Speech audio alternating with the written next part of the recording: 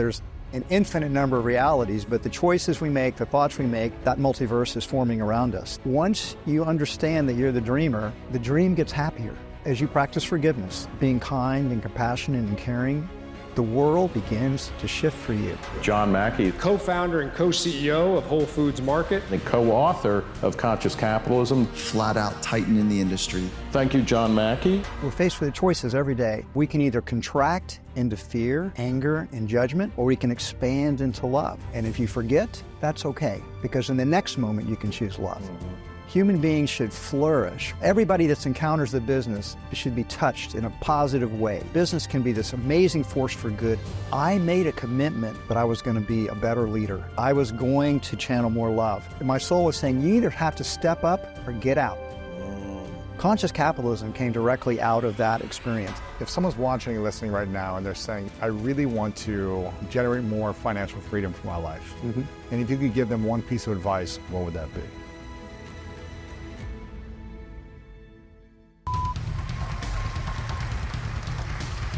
It's been so amazing. Last year was just a transformative, life-changing event. Team greatness is great. My name is Lewis Howes. Thanks so much for being here. And before we dive into this special video today, I want to remind you about the Summit of Greatness, our annual conference happening this September in Los Angeles, with David Goggins, Dr. Joe Dispenza, and many more incredible speakers and performers. There will be so many live attendees there that you can meet with, you can network with, and you can help transform your life. Make sure to click the link in the description to get your tickets, and I can't wait to see you at the Summit of Greatness here in Los Angeles.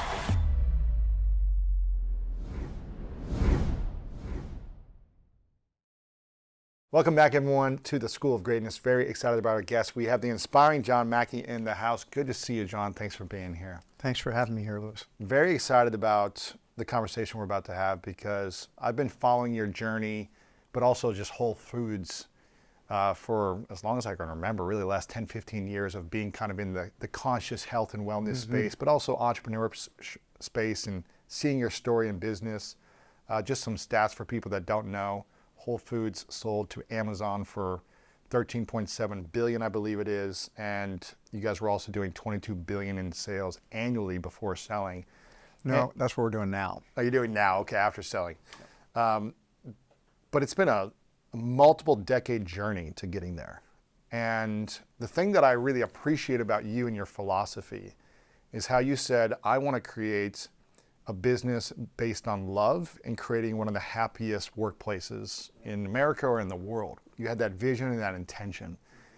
In a world of win-lose capitalism and competition in business, especially 30, 40, 50 years ago, how did you have the belief that coming from love and forgiveness and creating a environment, a work and customer environment of love would ultimately create abundance for all? Well, one of the things, of course, what my book kind of demonstrates is that I didn't have that when I was 24 years old. I didn't have that vision. It's a common mistake that journalists make, is that somehow or another, I hatched this whole thing out when I was just a kid, and now we just executed on this grand vision that we had. But it's more of an emergence, a discovery process. You're going along and you're discovering things. In doing a business is a great way to discover more about yourself, more about life.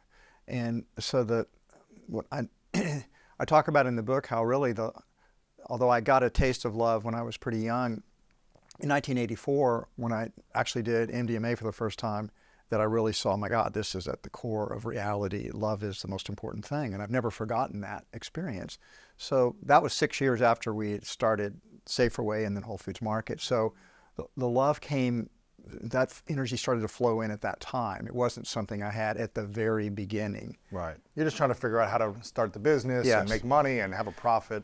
But so one of the things that I really disagree with, that not necessarily what you said, but what people believe, is that the capitalism is a zero-sum game. It's truly not. That people think that way because that's the way games are. That's the way sports are, right? There's a winner and there are lots of losers. So if Jeff Bezos and Elon Musk, they have a lot of money, then they must have taken that money from other people. There's a fixed pie, and they just greedy, and they took a big piece of the pie. That's really how most people think about it. Winner takes all. That's not the way business works. That's not the way capitalism is. It's this game where you have all these interdependent stakeholders in it. You have customers, you have employees, you have suppliers, you have investors, you have the communities that you're part of. They're all trading with the business voluntarily for mutual gain. And what you have in business is this upward spiral where all the stakeholders are benefiting. This is a competitive element to capitalism, where you have competitors that are trying to serve customers better than you do. Right. Well, that's how you make progress, because they're doing things better than you do, and it's like, well, we got to study them and copy what they're doing better and then iterate on it and surpass them. We got to step it up. Yeah, that's right. You got to step up. The competition keeps complacency from settling in the organization. But all of these people that are trading are gaining. So, for example, I always say that when we did the Amazon merger, it was totally a win-win-win deal for every one of our stakeholders. Whole Foods needed to drop its prices. Amazon was willing to look long-term and let us drop our prices. We dropped them 4 times in the first 2 years. Cost hundreds of millions of dollars to Amazon for us to do that. They gave raises to everybody in our company within 30 days of the merger occurring. They wanted to have a $15 minimum wage and then go up from there. Our suppliers not only didn't get cut out once that deal happened, but Amazon studied our sales, and they picked up a lot of our suppliers and brought them into Amazon. Wow. And then the investors got like a 30% gain on their stock with the deal. Even the government got lots of more taxes from the deal. Right. Everyone won. Yes, and our our Whole Foods Market Foundations, the Whole Planet Foundation, Whole Kids Foundation, Amazon not only didn't get rid of those, they put money in themselves and supported it. So it was a win-win-win-win deal. Every stakeholder was benefiting. And I just think that's what happens in business in general. The customers are benefiting, or they wouldn't trade with the business, right? And you know what? If they don't like Whole Foods, there's a Trader Joe's down the street, or there's a Vons, or there's a Ralph's if you're in LA, and there's H-E-B if you're in Texas. If you're not doing a good job, people don't trade with you. Yeah, you got other competitors, you That's got right. other places to That's go. right. Yeah. And if you're not paying people a good wage, if they don't feel like they have opportunities to advance, if they don't like the way they're being treated, they're not slaves. They can leave at any moment. They do, and they do leave. They do find better jobs all the time. And so we have to compete to hold on to our best workers, because otherwise they'll go take better jobs. They'll go somewhere else, yeah. Suppliers aren't forced to trade with us either. If we are late in paying them or we treat them poorly, they can just not do business with us any longer. Investors, when we were a public company for 26 years, nobody had to trade with Whole Foods. I mean, if they didn't like our way we were running the business, they could sell their stock, and they did. And others would buy it. So it's this voluntarily exchange for mutual gain is lifting up the whole system. It's not a win-lose game. It's truly a win-win-win game. And that's how capitalism continues to lift this planet upwards to higher levels. Does that mean everybody in business is an altruist and always acts ethically in all situations? No. Business people are people. They have their human natures. Some are greedy, some are selfish. As I might add, is true of some athletes, some lawyers, some politicians, some doctors, because it's just the way human beings are. We're wired to be kind and generous, but also to compete and to win and be selfish and greedy sometimes. So business is not uniquely, greedy and selfish in that way, but it does occasionally have bad actors. But anyway, my point is that I really do love capitalism, because it's the only system in the history of the world that it's the essence. You combine science with capitalism, and those two together are responsible for almost all the great progress that we've seen in this world in the last couple hundred years. Who are some business leaders in the last 5 to 10 years that you've really either looked up to or respected in a certain way on how they approach capitalism in kind of this AI, social media, modern world versus what it was 20, 30 years ago? My highest regard goes to the great entrepreneurs that create great organizations. I've always was a great fan of Steve Jobs, for example. Now I'm a fan of Elon Musk. Does that mean I agree with everything Elon does or says? No, just like I didn't with Steve Jobs. But they have built great organizations, and they're helping between Tesla and SpaceX and the other companies Elon's creating, they're changing the world in positive ways. Also really admire Warren Buffett, Charlie Munger, who just passed on. Pretty much, if you find Michael Dell, the entrepreneurs that Google guys, Sergey Brin and Larry Page, the creative types. I mean, I self-identify that way myself, so those are the people I most admire. In your book, The Whole Story, I really love what you've covered in here about adventures in love, life, and capitalism. It's kind of like your eat, pray, love in a sense of how you've lived your life in a capitalistic world, but also in how you've had great love in your life. Yes. You talk about your wife in here. I'm curious, because you grew up with a Christian faith, if I'm remembered right, but then you became more of an atheist for a period of time, but then you went more on a spiritual path after that. So you kind of believed in something, then I guess believed in something else, and then came into a spiritual journey. What was that like for you? Well, so let's kind of, like when I was a boy, we went to church. But as soon as we became teenagers, my parents said, if you don't want to go to church anymore, you don't have to. My dad used to fall asleep. This was an Episcopal church, and it wasn't particularly a strong, they weren't, I'm not sure even the ministers particularly were believing. It was more of a social, thing, something to do on Sunday. And but then when I was 18, I had an experience of, got a crush on a girl, and I was going, I was leaving, I graduated from high school, I'm going on to college. The world's sort of confusing and uncertain, and she pitched me on Christianity, and I became a born-again Christian when I was 18 years old, which I was really into it, seriously into it for a couple of years. I probably got involved in a group called the Navigators, and I probably memorized about a quarter of the New Testament, because they were big into memorizing Scripture. And the thing that got me away from that was, as I dived deeper, I studied philosophy, I did religion studies, and it was the problem of evil. The problem of evil is this, the problem of evil is if God is all powerful and all omniscient, all knowing, and all loving, why is there so much pain and suffering in the world? And I mean, Christianity had an answer that it was, original sin, free will, but it didn't satisfy me. I didn't think it was a good answer. So I drifted away, and I studied philosophy. I became a existentialist, probably an atheist, or an agnostic, but I was probably saying I was an atheist then because it sounded bolder, and I'm just a kid, and young guys, shock people. And then when I was 22 years old, just turned 22, I did a psychedelic trip with LSD that changed my life completely, because I experienced, the only way I can describe it retrospectively is that I had what I would call an ego death. And what I mean by that is we experience ourselves as separate. We identify with our bodies. You're Lewis, I'm John, this is a cup, this is a table, and we're separate from that. We're individuals. And when you experience this, when your ego dissolves, there's no separation any longer. There is no John, there's no Lewis, there's only beingness, pure beingness. And I was part of it. There was no I was it. I didn't have any sense of any separation or differentiation. And that was sort of a timeless state. And I don't know how long I stayed in that state, probably until the drug began to wear off. And then I began to slowly differentiate again. But I came out of that with completely changed. It was like, I realized, oh my God, the essence of what I am, not my ego, not my body, the essence of what I am is immortal. It's always existed. It always will exist. And then it was like, wow, it's all just an adventure forever. We're just an adventure forever, adventuring forever.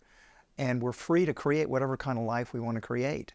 So I let go of a lot of fear then. Not all of it, but I did let go of a lot of fear about, I'm going to go out and take chances. I remember symbolically, I went outside and started hitchhiking. Really? It's like the guy says, I don't have a shirt on, it's August 1975. The guy picks me up and he says, where do you want to go? And I said, I don't care, wherever you're going.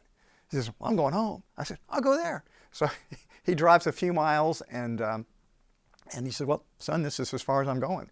I said, okay. And I got out and then I thought, what the hell am I? So I started to walk home. And I ran into my philosophy professor. This is a life-changing event. On the way back, yes, walking on home. the way back. And this was the guy that I idolized. He was my intellectual hero. He's written a ton of books. Bob Solomon, Robert C. Solomon. He wrote 35 or 40 books. Still had a big influence on my entire life. Were you in college at this time? Yes. Or, so yes. he was a professor at the Yes. college, or okay, Yes. gotcha. Yeah. And when I was studying for philosophy at the University of Texas, he was one of my professors. Wow. So I run into him, and I said, this is a great opportunity. And I went up to him and says, Professor Solomon, it's John Mackey. I'm one of your students. I don't have a shirt on. And he didn't recognize me at first. And I said, listen, I've had a couple of questions I've been dying to ask you for years. And he said, well, okay, this is a great opportunity. So what are your questions? I said, well, sir, you teach. He was an existentialist influenced by Sartre and Camus. And there's more to his story, which I won't get into because it takes us too far afield. But he would teach that, life is absurd.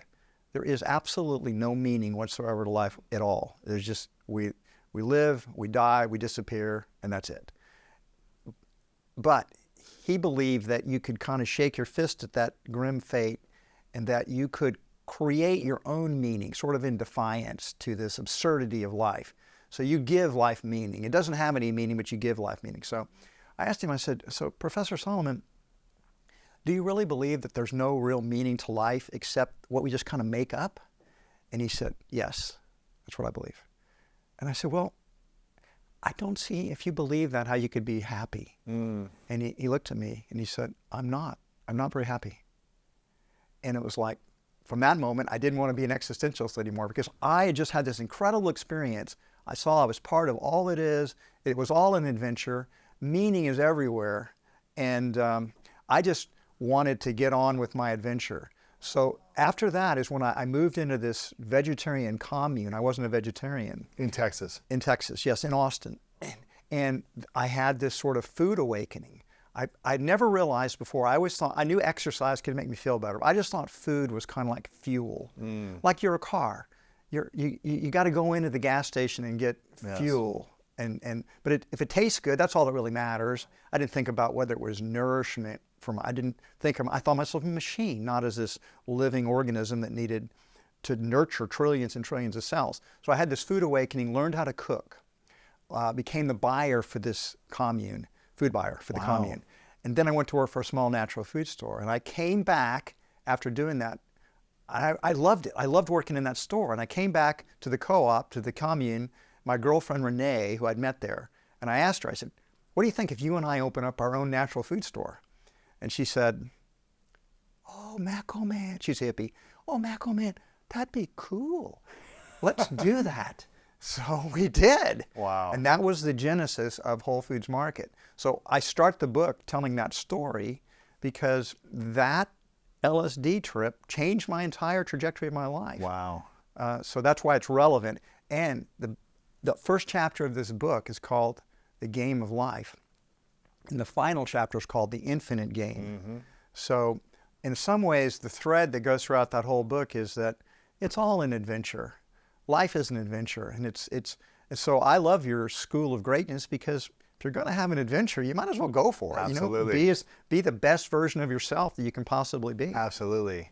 So when you're in that season of life, I guess you're your early 20s, mid 20s at this time, starting this natural, food store, are you still, atheistic mindset, or are you seeking spirituality in other ways now because you're exploring different philosophies, or where do you go there spiritually?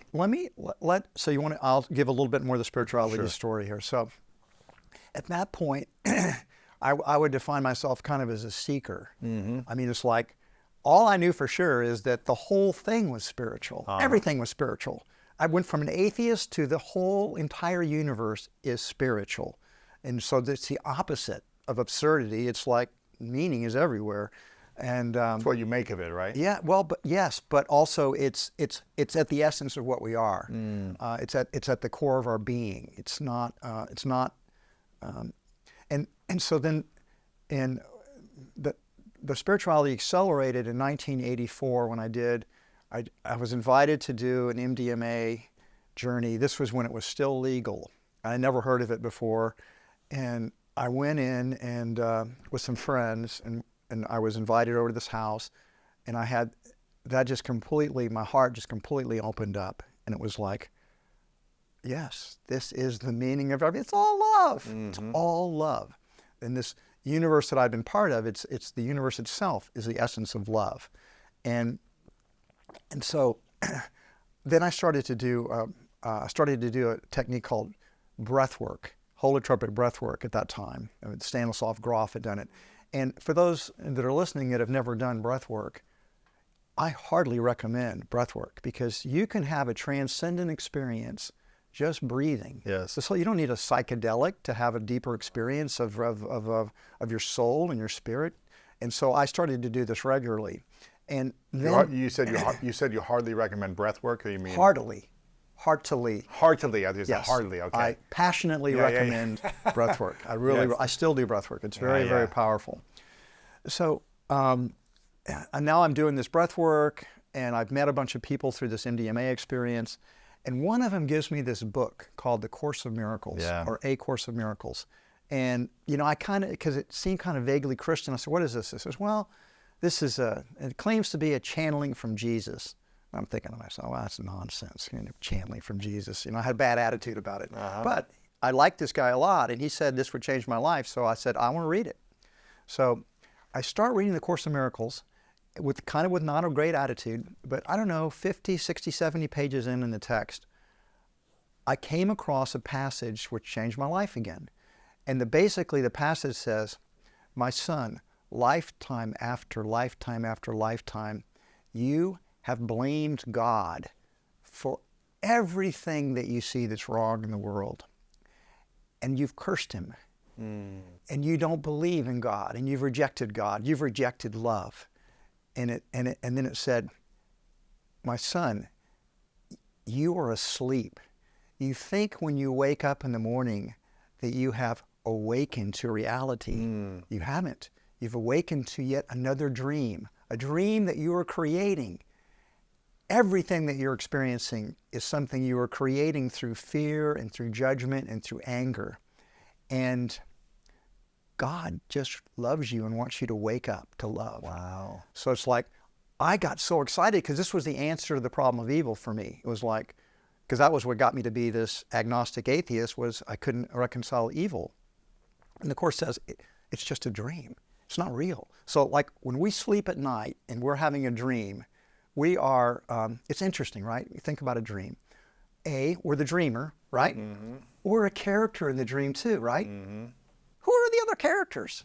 Who are these other characters? They seem to be acting independently of us. But when we wake up and everything disappears, what happened to those characters? Right. So the Course says, you think that you're waking up to reality, but you are just waking up to yet another dream. And so the Course is a path of awakening to the real reality, which is love.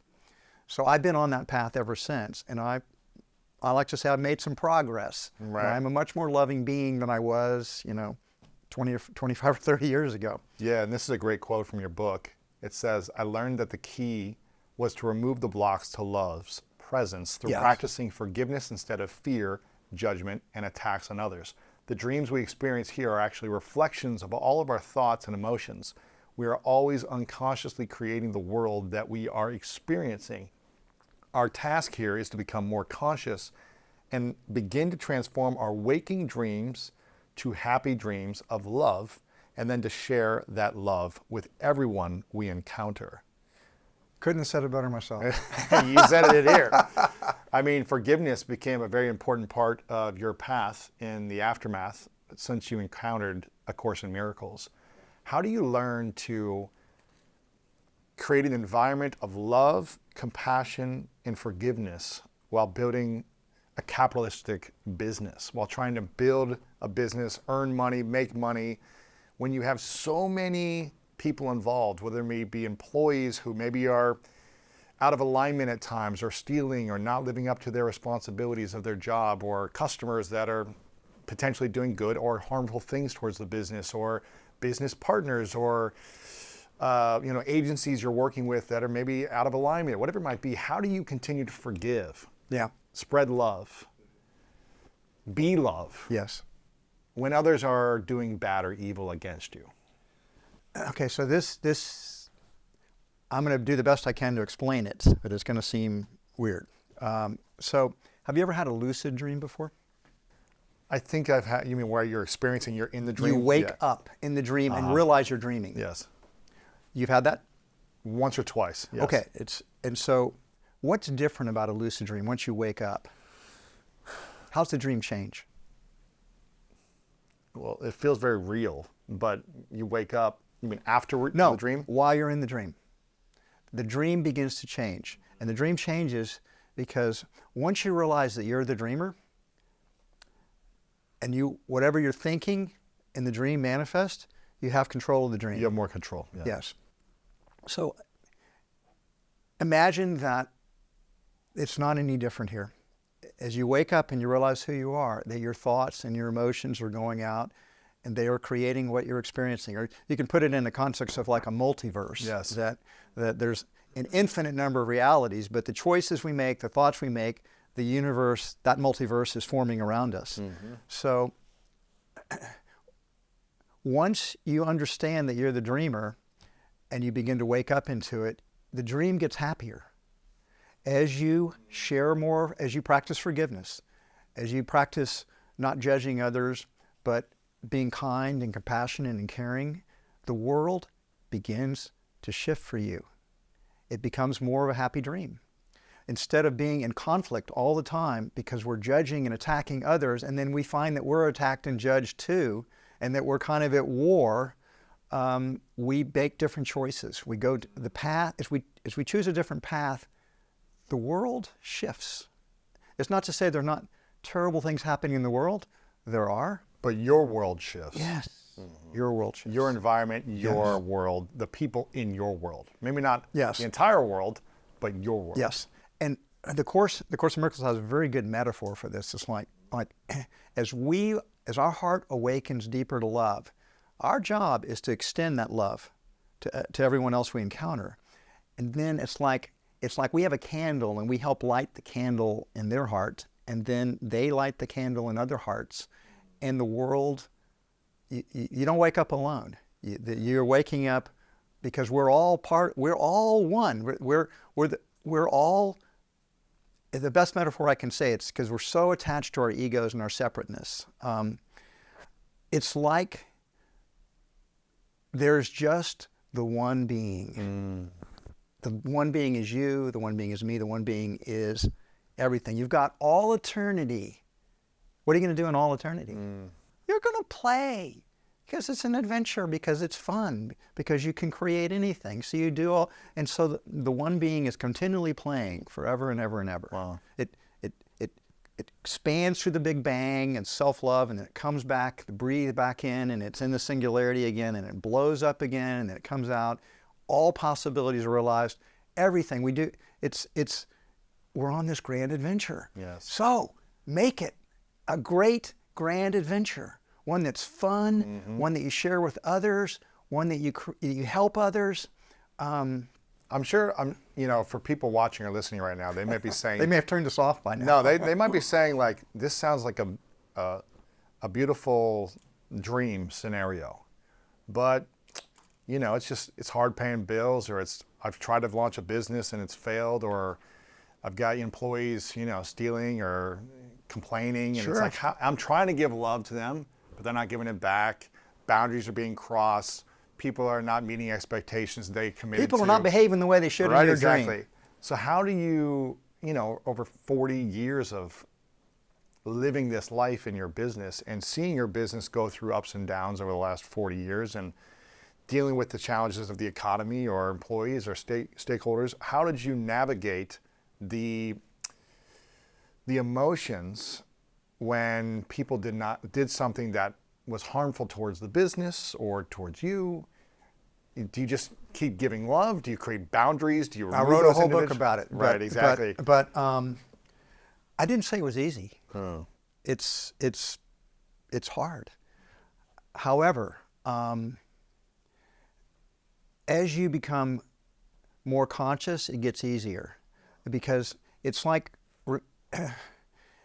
imagine that love is the deeper reality, but we continue to block it through our judgments, through our anger, through our fear.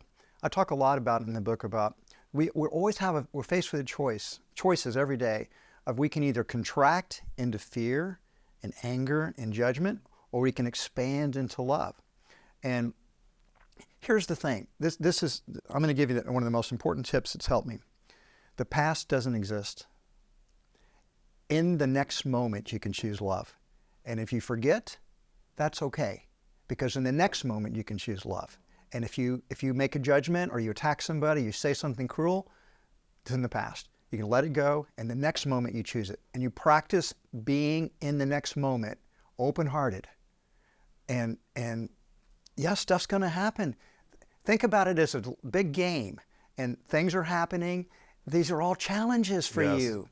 You've got to overcome those challenges. Yes, somebody just did something really cruel to you and said something really hateful or betrayed you. It's like, wow, what an opportunity for me to learn here. This is incredible. What were a couple of the biggest breakdowns that you experienced, whether in business or life, or personally or professionally, from people that either did things to hurt you, whether intentionally or unintentionally, or financial breakdowns? What were a couple of those moments for you?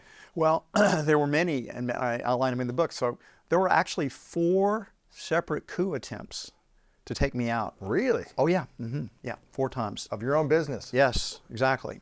What was that like? Well, there was a sense of betrayal. The people that I loved and trusted. I call it, in the Lord of the Rings, there's the Ring of Power. In the Ring of Power, people are so attracted to wealth, fame, and power. Those things are seductive. And in the Lord of the Rings, in that particular fantasy series, the ring was, it was very difficult to wear it and not be corrupted by it, right? It began the pressure, the ego, the pressure, exactly. The weight. It's a metaphor for the ego. Yes. The ego wants to be, it's in this competitive war against all. And so I think as I became more successful and wealthier and better known, a lot of people wanted that. They envied it. They wanted that. So how did you navigate it the first time versus kind of like the other 3 times? Did you get better at navigating it, or each time was painful? Each time was painful, but I got better at it. And because remember, I said that, you forget. I forget. I go back into the ego. I contract into fear. I'm on the journey like we all are. And I don't claim to never, get upset or fall back into fear. But what's different over time, Louis, is I don't stay there as long. Mm-hmm. It's like, oh yes, I just did it again. I contracted into fear. But then instead of beating myself up for not being perfect, it was like, yeah, but now, this moment, I can open my heart back up and be back in the love space. And so it's like anything. If you practice it, of course, you get better at it. So I've been practicing it. I'm better than I used to be. Right. But still not perfect. Still I am not perfect. So how did you navigate that first kind of big betrayal moment in business then? How were you able to keep your heart open while also, I guess, protecting yourself and your interest in your business? And how do you navigate those relationships with people that want to hurt you? That's what's so powerful about forgiveness. Yeah.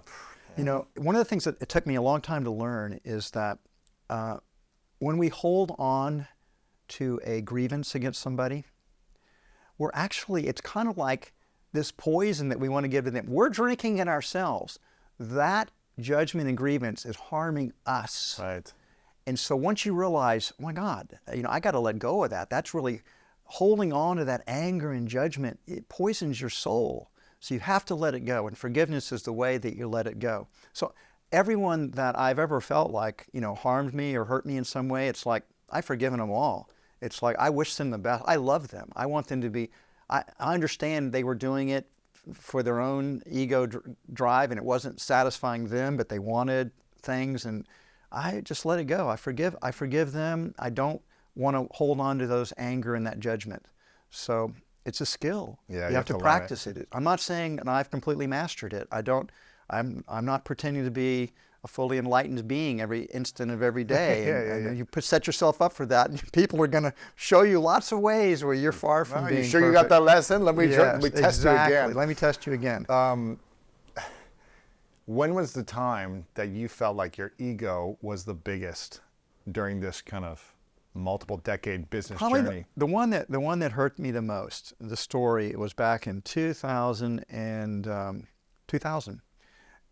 we had started back when this was when the dot-com boom was occurring, and Whole Foods we jumped into it. We created something called WholeFoods.com, and then we changed it to WholePeople.com. My wife and I moved to Boulder, and we were doing it there, and we created a team. We raised venture capital money.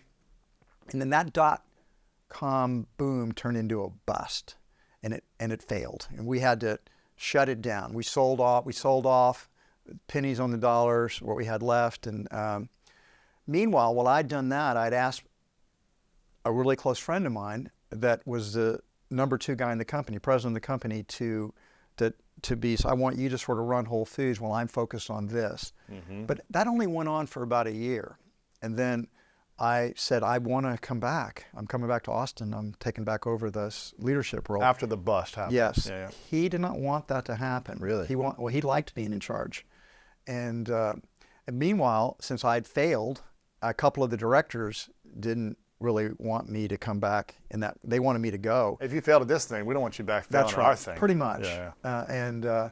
So I was at my most vulnerable, you might say. Wow. And the betrayal was, it was somebody I loved and trusted. And then there was a conspiracy, right? And some of the directors with this leader, and so, you know, this is, because we're talking a lot about love. This is a great story of how I sort of overcame that. So the board calls this meeting in Florida, where all my leadership, and you know, his name is Chris. Chris is going to be there. The board's going to be there. My other executive team members are going to be there. They're all going to be interviewed by the board. So, you know, I don't know what's going to happen. I may not survive this. So I go, and one of the things I do whenever I would travel, I'd always want to visit our stores. So I go visit the Fort Lauderdale store. And while I'm visiting the store, I had this, you know, my heart opened up, and my soul spoke to me, and it said, this is your purpose. This is what you love. And you've not lived up to your own standards here. And so what the message was coming across, that there was nothing I loved more than this. And that I loved all the customers, I loved all the team members, I loved everybody. And that I didn't want to lose this. And I was willing to commit and learn from my mistakes and do better going forward. I sort of was making this, meanwhile I'm walking around in this complete open-hearted love space. Guess who walks in? Chris. Wow. So I said, hey, listen, could we talk for a minute? And Just so, randomly. Yeah, the randomly. Synchronicity Yes, of it, yes. synchronicity. Or is there synchronicity in those dreams? Maybe. So we go back into the store team leader's office, and I said, Chris, you and I have been close friends for 16 years. It's not too late. We can stop this nonsense right now. If you're willing to, we can go back to the way it was, and we'll just let this be in the past. And he said, it's time for you to go, John. You've had a good run here. Wow. And he said, you can go out with honor. Oh my God. Or you're going to get thrown out on. Oh my goodness. And I said, it doesn't have to be that way. And he says, that's how it's going to be. Oh no. So you had this beautiful dream. Yeah. Hey, we're going to come together and Yeah. everything. I'm going to be back in my position. But I was still open in my heart. The point is, I was willing to forgive, and we could move past it. And he wasn't. No. But then I go into the board meeting. I am still wide open in my heart. Love. Yes, I'm in love. I'm just loving. And I talk about how much I love Whole Foods, and how much I love Chris, and how the company's going to go from here on. I had a whole vision of where we were going to go, and I was told later, many years later, by the lead director. He said, John, you were gonna lose that vote, and you came in there and you won everybody but one director over. Wow. And he said, and when Chris got in there, he went into like a 30-minute rant about Negative. what a terrible person you were, you know, cataloging all your failures as a leader.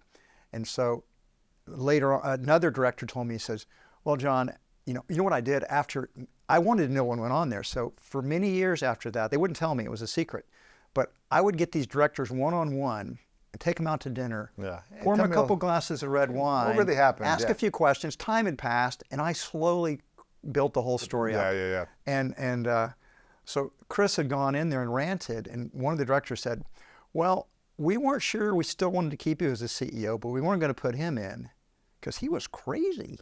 He was like so angry that we couldn't put him in. And so we decided that you seem to have a vision for the future, and we thought we should give you another chance. They put you back in. They forgave me. You went from you to be kicked out of the company completely, Yeah. but because you went in with a clear vision and an energy and and an an open attitude heart, yeah. towards love and Yes. forgiveness and appreciation and gratitude, and they put you they didn't remove you, they actually made you back in the CEO. Yes. Wow. And there's another important message here, which was I made a commitment when I was touring that store that I was going to be a better leader, that I was going to channel more love. And it was like my soul was saying, you either have to step up or get out. Get out. And I made the decision to step up. Conscious capitalism came directly out of that experience. That's when Really? it began to take place in my And mind. what became the key tenets of conscious capitalism from that moment on? Yeah. Well, first of all, of conscious capitalism, to explain it to the listeners here, I got to say first what it's not. It's not an economic system.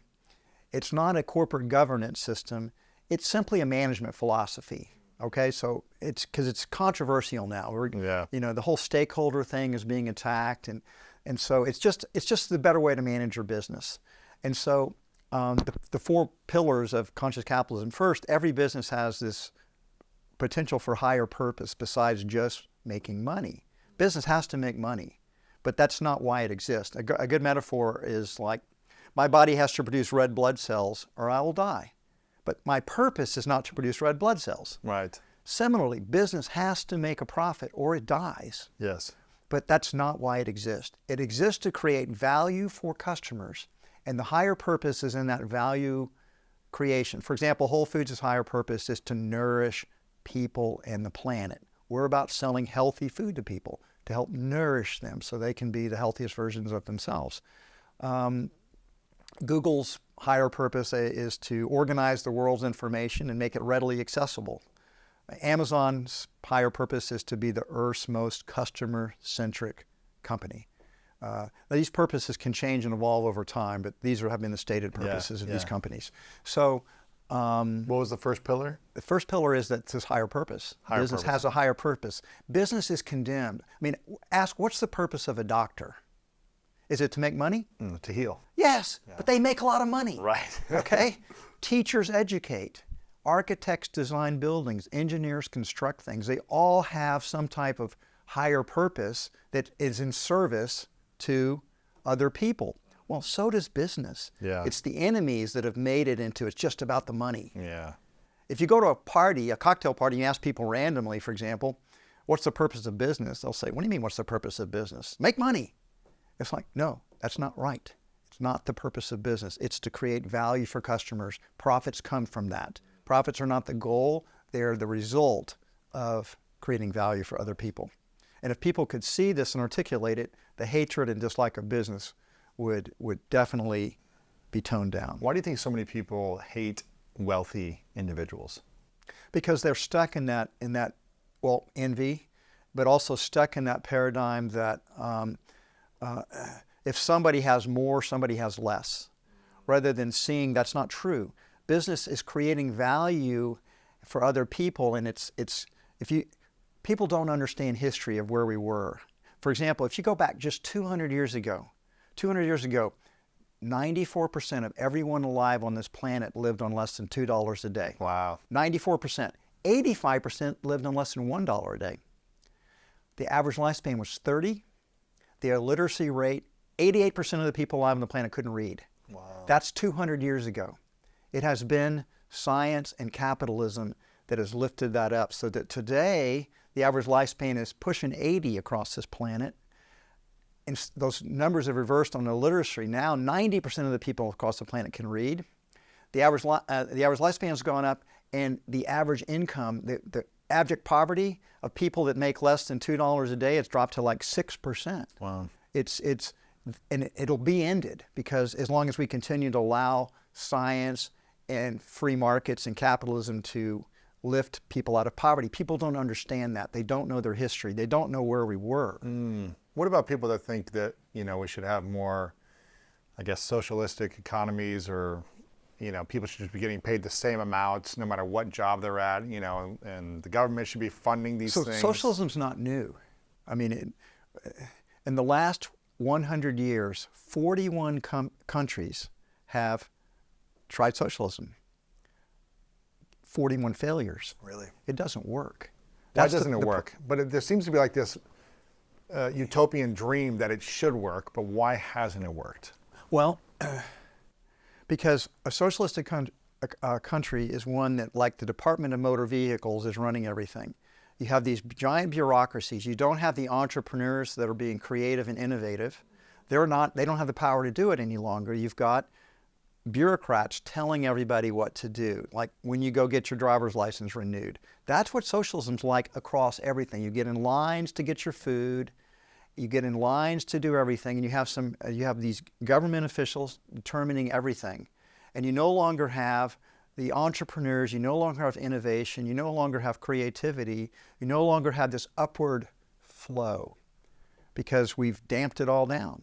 So, is there any countries that are doing it well or semi-well right now? Doing what well? Like socially, No. communities, or? No. There's no successes ever. Really? So the ones that are usually held out are the Scandinavian countries. But have you ever heard You hear about like their happiness levels are way higher and things like that? But those are not socialist. None of those Scandinavian countries are socialist. Really? Yeah. Sweden was back in the 60s. But if you look at the Economic Freedom Index, which measures economic freedom, all the Nordic countries are in the top 25. And 3 of them have more economic freedom than the United States does. Denmark, Sweden, and Iceland all have higher degrees of economic freedom than the United States does now. Remember when the COVID lockdown occurred? Sweden didn't even lock down. They were open. Exactly. Yeah. Living their lives. People say we ought to be more like those Nordic countries, and I say you're right. We should be. Yeah. Do you know what the corporate tax rates are in Sweden? 21%, lower than it is in the United States. Wow. Did you know that in school choices, Sweden has 100% school choice. Every parent gets to pick what school their kids go to. Really? Yes. There's so much more freedom in Scandinavia than people realize. So they're thinking about the wrong things. They're thinking, now, they have lower corporate taxes. They do have higher income taxes on the average people, and that's what they're focusing on. But you know what? I'd take the higher income taxes if you'll do the rest of it too. You can't just cherry pick it and take the one part that you want, higher taxes on those rich people. Sure. But get rid of the school choice, get rid of the lower corporate taxes, get rid of healthcare stuff, probably. Yeah, the healthcare stuff is what those high personal taxes are paying for. It's a longer field to talk about the Scandinavian countries. They're just not socialistic, although they have a social welfare state that's more developed than ours. Wow. Okay, so it was pillar number 1. Business has a higher purpose. The second pillar is that all stakeholders matter, and the stakeholders are the ones that have a stake in the business, right? But I always say there's 2 tiers of stakeholders. They're the ones that have not only a stake in the business, but are also trading with the business. So like customers are trading with the business, employees are trading with the business, suppliers are trading with the business, investors are trading with the business, and communities are trading with the business. But say other stakeholders like critics, journalists, government officials, possibly labor unions, they may not be trading with the business, but they do still have a stake in it. So you have to, so all stakeholders matter, but they don't all matter equally. They're not all equally important. But once you see that the stakeholders matter and that they are interdependent, they're connected together, you can begin to manage the business more consciously. It's like, I'm creating value for not just for our investors, but I'm creating value for these customers, for our employees, for our suppliers, for the communities that we're part of. They're interdependent, and then you begin to think about it differently. I ask the question, what's the win-win-win solution? Yes. What's good for every stakeholder? And what's the strategy where all can win? if you have a stakeholder that's losing, it's not a good strategy. It'll come back to bite you down the road. Right. You've set up a negative feedback loop. Pillar number 3? That leaders should be more conscious, and by that I mean they should be conscious of the higher purpose. They should be in service to the higher purpose and to all the stakeholders instead of just lining their pockets, right? I mean, you see sometimes people spend years going up the corporate ladder, and they finally get to be the CEO for 5 to 7 years, and all they can think about is, how do I get as much money as possible? That's not conscious leadership. That's not what conscious capitalism is about. It's about people that are more servant leaders, that are serving the organization, serving all the stakeholders, serving the higher purpose of the business. And finally, it's culture, conscious culture. Human beings should flourish. Working for a business should be something where humans, everybody that encounters the business should be touched in a positive way. Business can be this amazing force for good in the world when it's managed in a more conscious way. And everybody it connects with feels better about everything. Because the business is, and so that's a culture. So it's purpose, stakeholders, leadership, and culture, all done more consciously.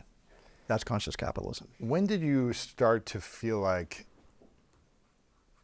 you were earning more in abundance financially? Like what season of the business were you like, wow, I'm all this energy and effort and this level of service and love and being there for stakeholders and team and customers and everyone involved, like it's actually, I'm seeing the fruits of my labor financially as well.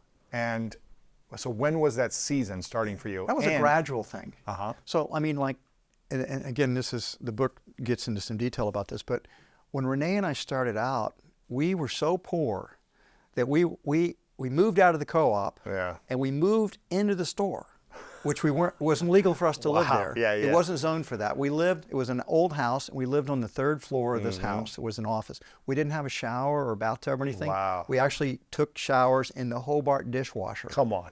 Yeah. Wow. Well, I mean, we were young. That's awesome. Exactly. Hustling, yeah. It was an adventure. And we took $200 a month out of the business. So we were probably getting, we're working 70, 80 hours a week. So we're making far less than $1 an hour.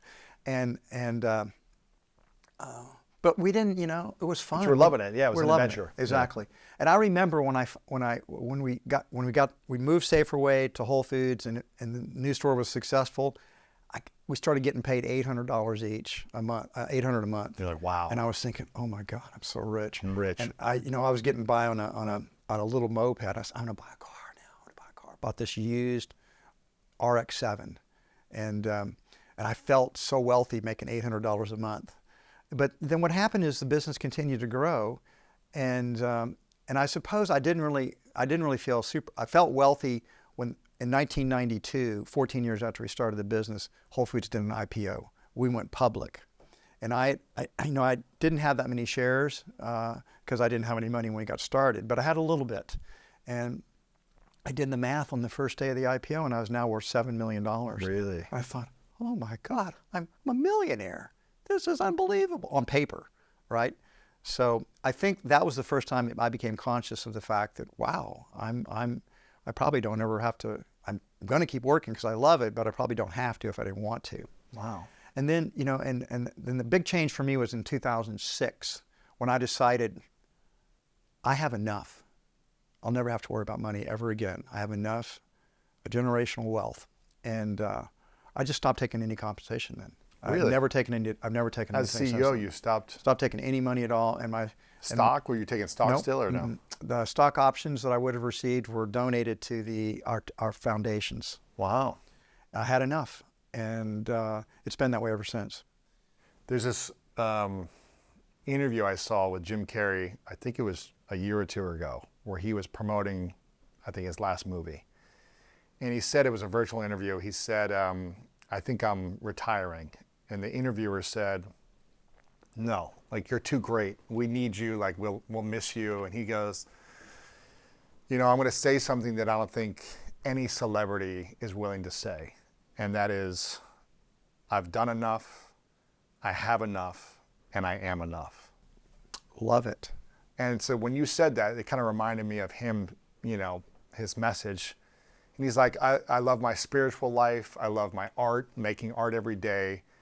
And he's like, unless there's some script that really pulls me, that I really want to explore in the future, I think I'm done. And I think it's interesting because in a world where so many people constantly want more, Right. and when things are hot and they're building, it's like you can keep stacking the chips and Yeah. saving for a rainy day. Even Yeah. if you have generational wealth, you could keep earning more. And you're justified to, as the leader and the visionary and the CEO, to receive compensation for the service and the value you're creating in the world. Yes. That's interesting that you decided not to, I guess, for the last 12 to 14 years, right? Since 2006, so that'd be 18 years. Oh, 18 now. years, yeah. So, but the thing was that for me, that was one of my clearest demonstrations of that servant leadership. Wow. And I'm serving the organization, I'm serving the mission, I'm serving the purpose. So there's a great story that I'm going to tell you and the audience that some will have heard it, but it's such a great story. So the two great writers, Kurt Vonnegut and Joseph Heller, were invited to this billionaire hedge fund party. And they're around there, and Vonnegut, always being a little bit of a provocateur, he's kind of needling Heller, because Heller wrote Catch-22. And he says, so Joe, this guy makes more money every day than you'll make for all the books you've ever sold or ever will sell. He makes it every day. What do you think about that? Heller thinks about it, and he says, you know what, Kurt, I have one thing he'll never have. And Kurt says, what's that? He says, I have enough. Wow. Yeah. Wow. Why do you think so many people feel like they don't have enough? I think that's that ring of power. It's the hungry ghost. It's the ego. You can never have enough of what you don't really want. I mean, you think you want this. You think wealth will lead to happiness, or if you're more famous, people will love you. If you have more power, you can get your way. These are very seductive things. When what we really want is we want more love in our lives. Yes. We want more connection. And those other things are distractions from them. You can view them as tools if you understand what they are and they're not the master. And, But we think by having those things, we'll feel more loved. Yes, but you know what you oftentimes have if you have a lot more money is people envy you. You don't have more love. In fact, you have more people hate you because you're wealthy. Right. If you have more fame, people want to be you, and they may want your autograph and whatnot. But in general, a lot of people don't like you because you have more fame than they do. You're in this competitive relationship, whether you may not intend it, but that's how they oftentimes see you. Interesting.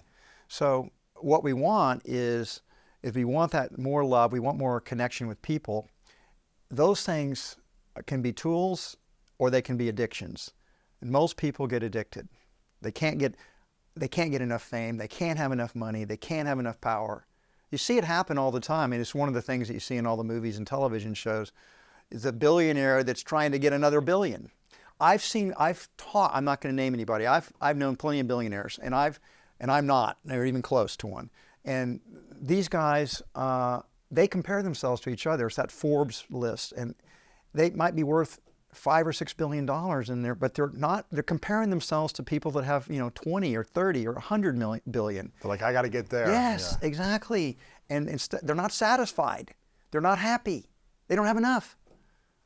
And think about how you have all these famous actors and celebrities, and they're constantly trying to get more celebrity, more fame.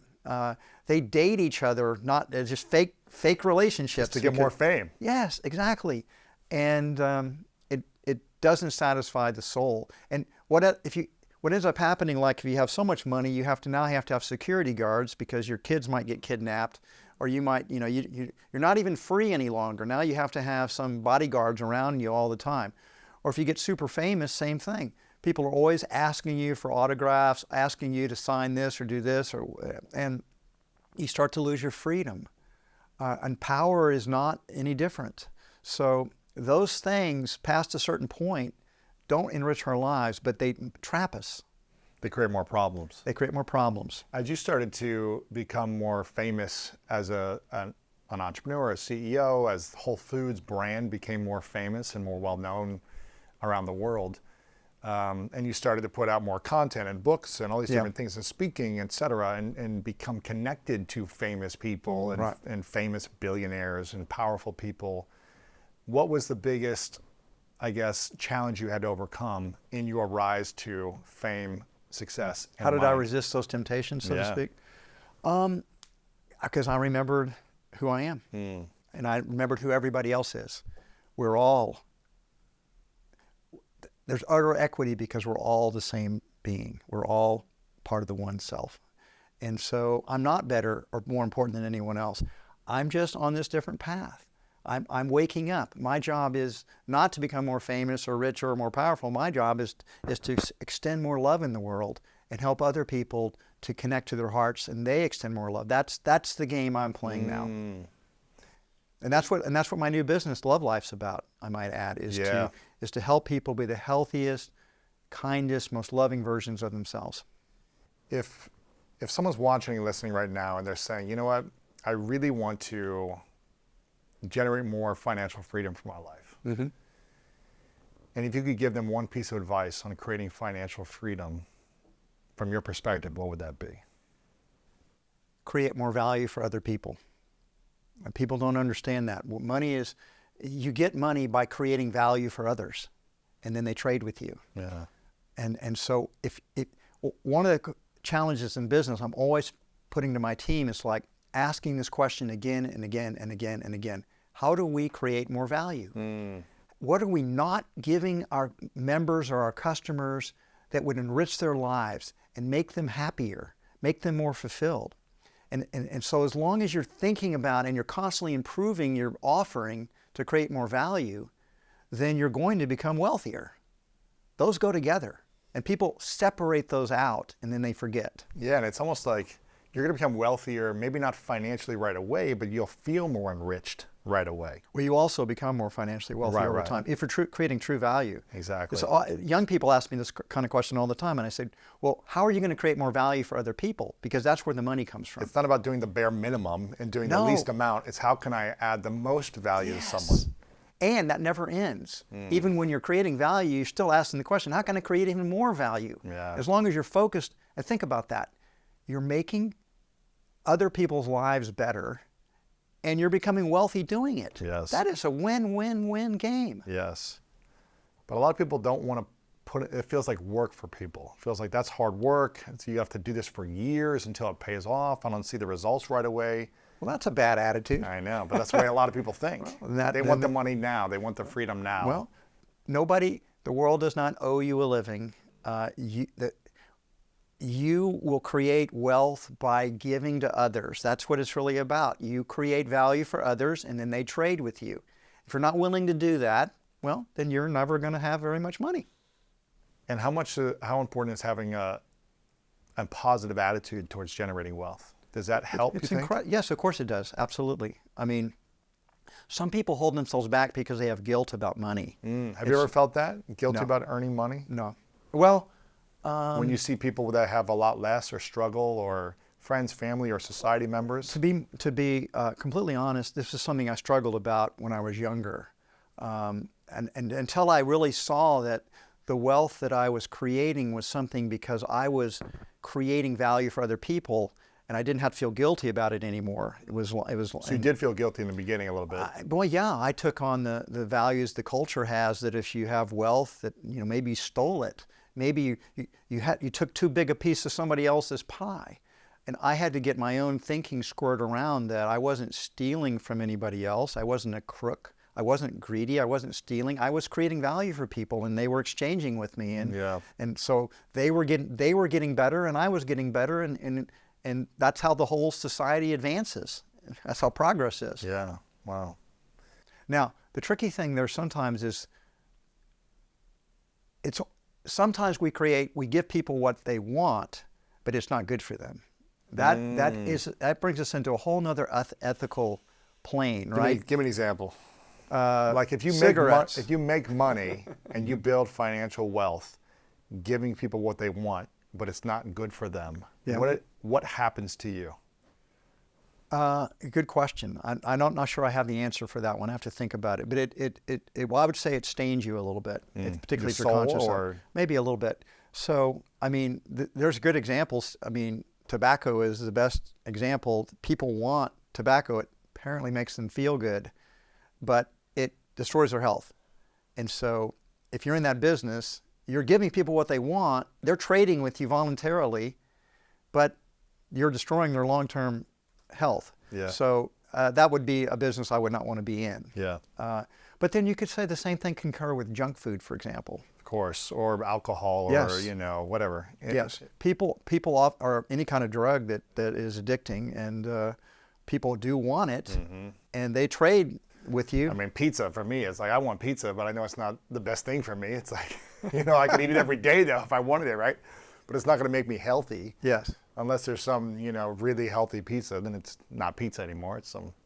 But people are going to keep eating pizza. Of course. By the way, there are healthier pizzas out there. Sure, yeah. So that's the tricky thing. And I think it's a fair question. You have to ask ethically.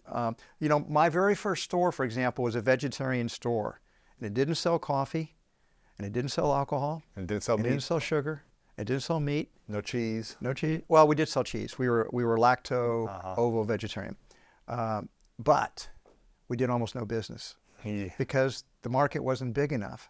And when Whole Foods, when we moved from Saferway to Whole Foods, merged with another company, another small business like ours, and started to sell meat, started to sell seafood, started to sell alcohol, coffee, and some sugar, the business took off. Wow. And so it was like, it's the tricky thing is that No, man, this is challenging. you have to meet the market kind of where you find it.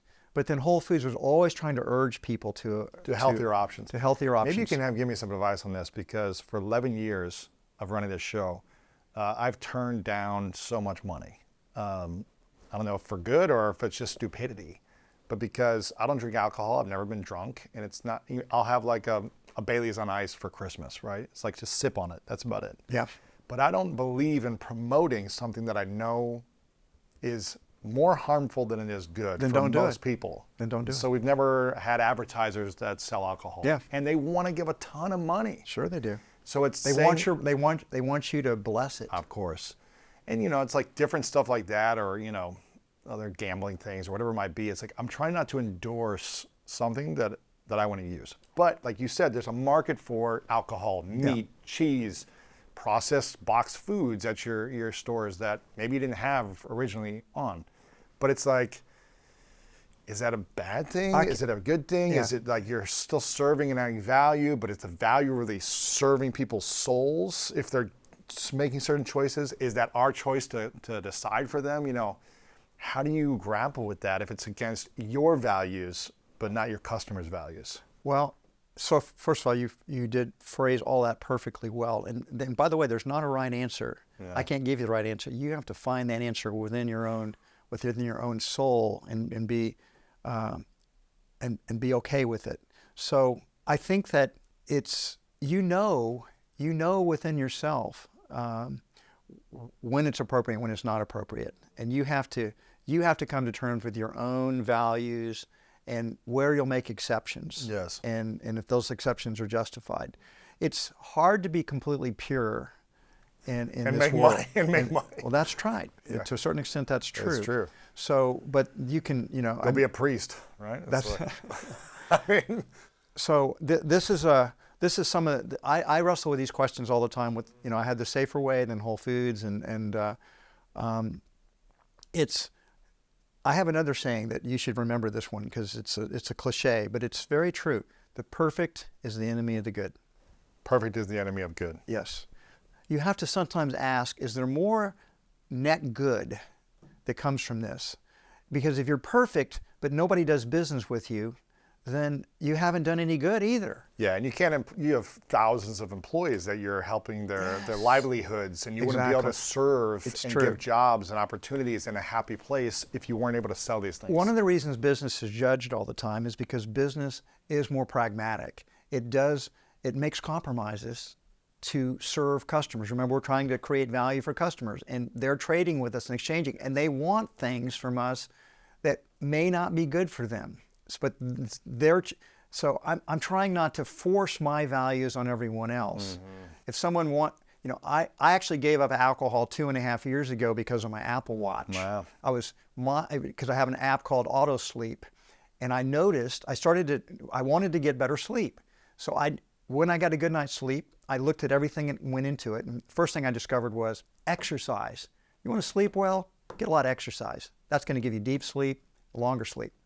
The next thing I realized is that if I eat too late, it interferes with my sleep. If I eat too much and eat too late. So for me, I need to eat earlier and not as much at dinner, lighter dinners. But the third thing was alcohol.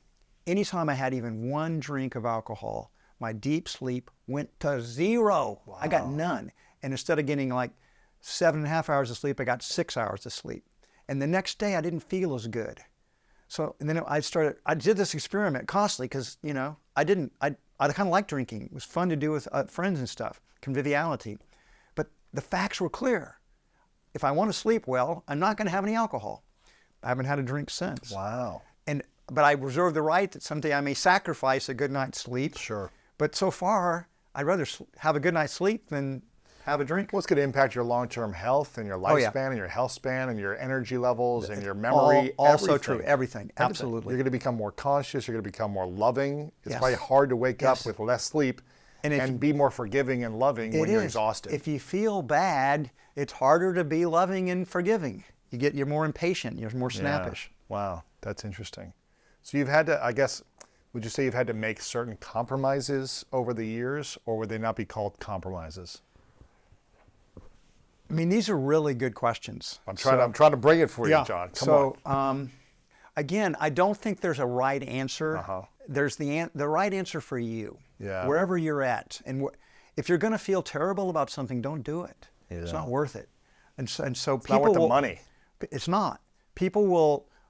People have to draw that line. Yeah. And one of the things that, because I've been a vegan for 21 years, and people are always apologizing. And sorry I'm eating meat at this dinner. I always say that, listen, you eat whatever you feel is appropriate for you. I'm not going to judge you because you eat differently than I do.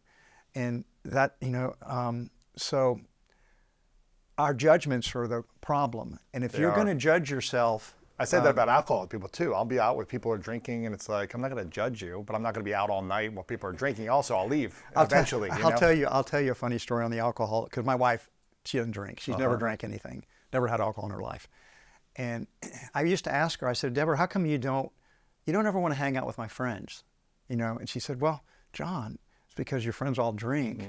And, you guys think you're getting funnier, but actually you're getting stupider. It's boring. Yes. It is. After a period of time, it becomes boring. And she says, you don't notice it because you're right along with them. But when I stopped drinking, I started hanging out with them. I had to come home one night and I said, you're right. It's true. All my friends, they think they're funny and clever, but they're stupid. And when they're drinking. Yeah, after 2 drinks, the person I'm talking with usually doesn't become funnier. No. It becomes more exhausting and okay, they're like, it's just too much. So Exactly. It's like if you're going to have dinner and someone's having a couple glasses of wine, cool. But at that point, all right, let's leave. Let's go home and let's go. I've gotten to your place. It took me a long time. In fact, I wish I'd stopped drinking many, many years ago. It was part of my family all drank. It was Sure. Sort of in Culture. Yeah. John, this has been powerful and loving all these stories. I'm curious, you've mentioned your wife a few times. What has been the greatest lesson she's taught you about love and business? So I in the book I get into some detail about my wife, and from the very first day I met her on a blind date, I had a little voice tell me that she was more conscious than me, and my ego freaked out about that. I said, no way, I'm older, I've had more experience in this way, and then as the first date wore on, it became increasingly clear I'd never been with anybody that was this conscious before, and this loving. Well, she didn't drink, so that was a tell right there. That's right, exactly. I didn't drink that night either. So, and so we ended up, we got together, and although I can tell you the story in the book is very much worth reading, I call it The Woman in the Dream, because I had a repeated dream about her, and the thing that she has taught me about love, she has a saying that I practice or try to practice, and it's very powerful. She says, John, don't overcomplicate this. It's not as complicated as you think it is. It's really simple. Just love everyone all the time. Wow. What about people that wrong you or hurt you? Don't differentiate those people. Wow. Just love them too.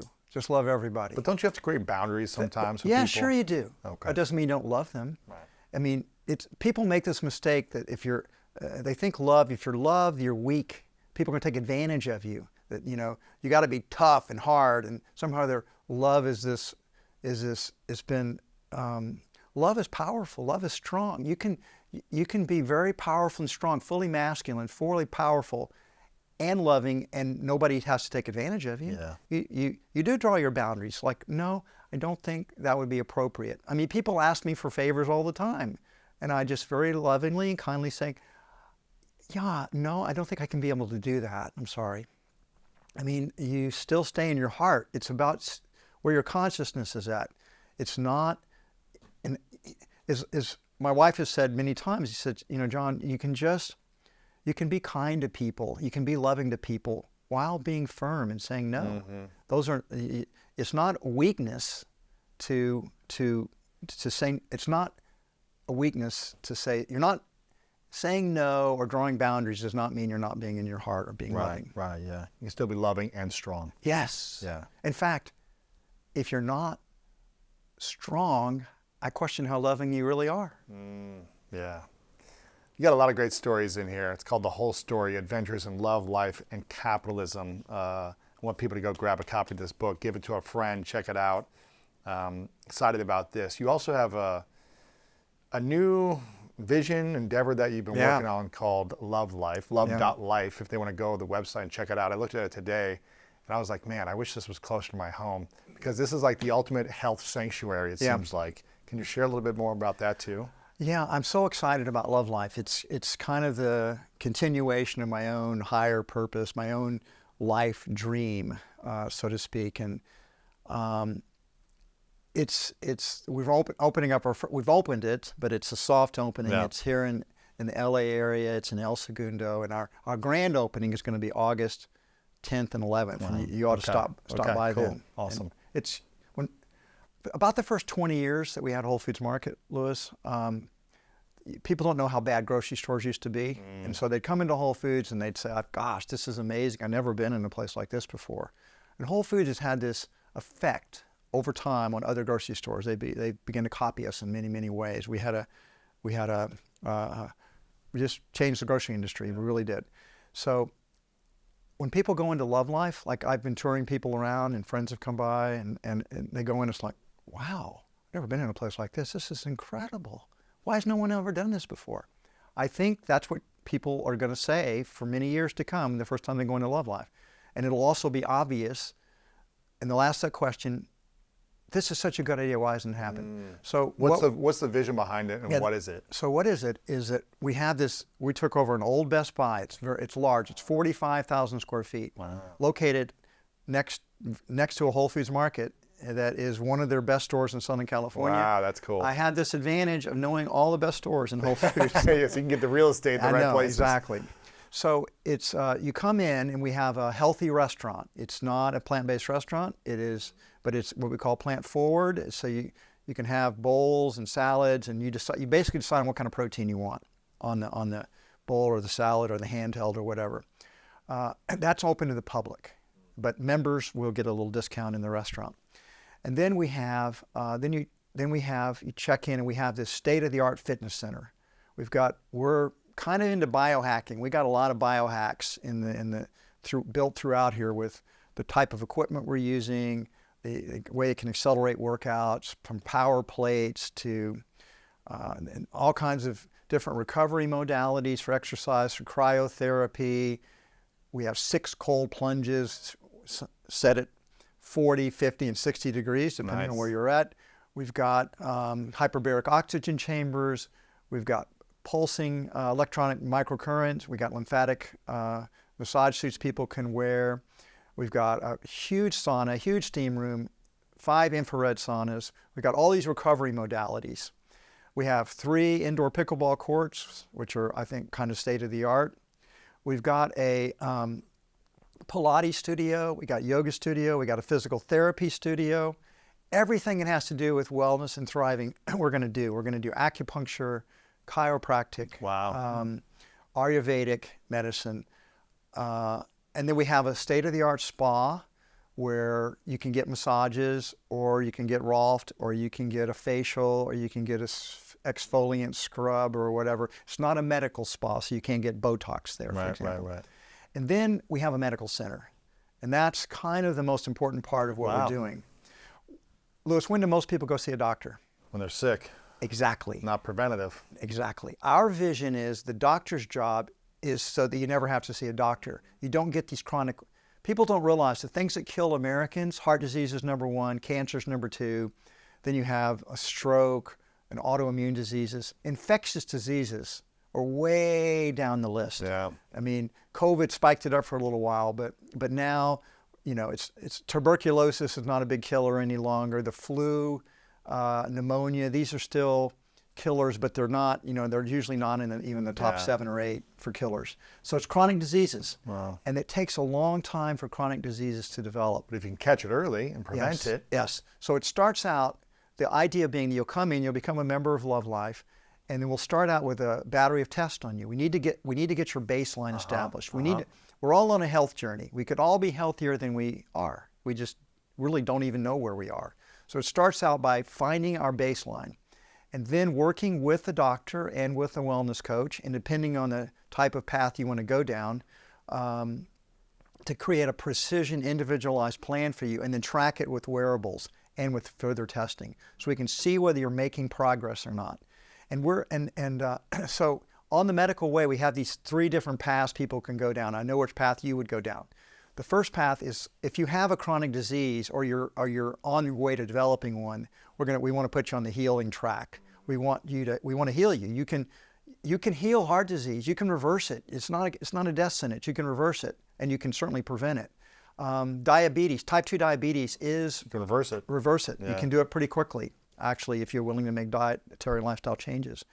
Same thing with stroke. And most autoimmune diseases are also reversible. Wow. I mean, but we now live with autoimmune diseases increasing, but there are strategies to reverse those diseases. And so that's the first track, healing. The second track, which is the one I know you'd sign up for, is maximum performance.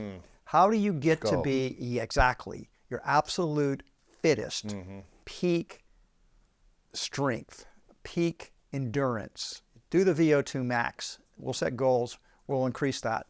The third one is for aging baby boomers like myself, longevity. How do Pickleball, play, movement. Yes. How do we increase the health span and the lifespan? If you ask people a question, would you like to live to be 100? The general answer is, hell no, I don't want to be decrepit. Right. And it's like, well, what if you aren't decrepit? What if you're just as physically active as you are right now and you have a clear mind? Would you want to be 100 then? Yeah, sure. Okay. That's the longevity program. Yes. So, did I mention the pickleball? I think I did, didn't I? So anyway, we have these customized medical, we have a concierge option. Amazing. But the whole idea is that to help you be the healthiest version of yourselves, we're also going to be doing emotional and spiritual work with people. Wow. So we're going to be doing meditation, we'll be doing breath work. Wow. And we're going to have an emotional program as well that we're developing right now. So to help people to, most people suffer from PTSD. They just don't even know it. They don't have to have been in the Marines and go to Iraq or Afghanistan. We had things happen when we were kids. Yes. That we Traumas. Traumas. Yeah. And there are ways to work through those traumas. That breath work is one way to do it. If psychedelic therapy was legal, we'd be doing that. And it's legal in Oregon and Colorado. So if we had centers there, we'd be doing it there. Wow. But there are other things that we can do, other modalities, and we're interested in all those things. So we really want to help people become great. We want them to become the best version of themselves, whatever that may be. Help them achieve their goals and their dreams. That's amazing. So that's Love Life. Love Life. And so if people go to love.life, they can see what this is all about. Yes. There's memberships. They can go explore it. And Yep, www.love.life. That's amazing. Yep. Are you going to be expanding into other cities too, or in LA to start? You know, I live in Austin, so the question is, well, why are you going to the first one in LA? And it's like, you know what? If this idea won't work here, it won't work. That's true. Yeah. LA is the most advanced market probably in the world for what we're trying to do. People want to be healthy here. They want to look good. And they they want to spend feel money good. on health. And exactly, this is a very, very awake place. So this is the best place to prove out the concept. It's exciting. I'm going to check it out for sure at some point. The Whole Story is the book. Love.life is the new venture. John, I have two final questions for you. Before I ask them, John, I want to acknowledge you for your journey and the lessons that you're sharing here, but the way you show up in love and in service over the last 40 plus years in your business, in your career, and in your life. I just think it's really beautiful to see and experience leaders leading in a different way. Where most people feel like it has to be win-lose, you're all about the win-win. Where most people are living in fear, you're living in love. And so I acknowledge you for living that life. Obviously not perfectly, and I'm sure you have breakdowns, but constantly remembering who you are and living in that space. So I acknowledge you, John, for the beautiful man that you are. I'm grateful that you're here. Lewis, I feel like you're talking to a mirror there, dude. That's who you are. Thank you. Appreciate it. Appreciate it. I hope we get stay connected after this. I've got two final questions. This one is a question called the 3 truths. Something I ask everyone at the end of the interviews. Hypothetical scenario. Okay. You get to live as long as you want. You know, you're part of Love Life, so you live well into your hundreds. And you get to create and be on the journey and do whatever you want for the rest of your life. All your dreams do come true in reality and in the lucid dreams that you have. Everything, it all happens for you. Yeah. But for whatever reason in this hypothetical scenario, on your last day, you have to take all of your work with you. This conversation is no longer here. The books you create, the businesses, for whatever reason, it's gone. So we don't have access to your information or your content anymore. But you get to leave behind 3 lessons, and this is all you would get to leave behind to the world. I call it the 3 truths. What would those 3 truths be for you? Follow your heart. Love everyone all the time. Follow your higher purpose. Final question, John. What is your definition of greatness? My definition of greatness is becoming the very best version of yourself. There's not enough examples for young people to say, wow, I can achieve that and be human. I can achieve that and care about the people around me. I can achieve that and actually be really, really, really proud. I hope that I get to represent capitalism that's evolved. You know, my